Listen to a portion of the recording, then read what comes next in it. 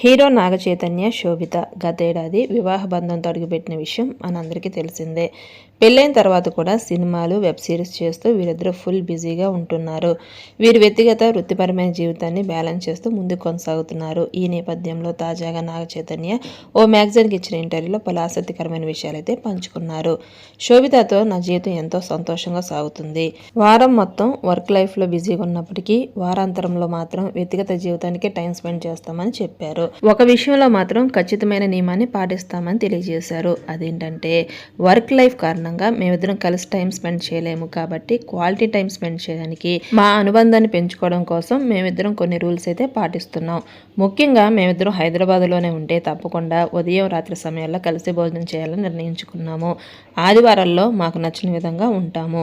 మూవీస్కి, నైట్ షికార్లకి వెళ్ళడం, నచ్చిన ఫుడ్ని ఆర్డర్ చేసుకోవడం లేదా కుక్ చేసుకోవడం, ఇలా మా మధ్య అన్ని క్షణాలని మధుర జ్ఞాపకాలుగా మలుచుకుంటున్నాము. శోభితకి పుస్తకాలు చదవటం అంటే ఎంతో ఇష్టం. నాకు రేసింగ్ అంటే ఇష్టం. ఇద్దరం కలిసి హాలిడే ప్లాన్ చేసుకుంటాం. తను ఎంతో సంతోషంగా ఉంటుంది, ఎంజాయ్ చేస్తుందని చెప్పుకొచ్చారు.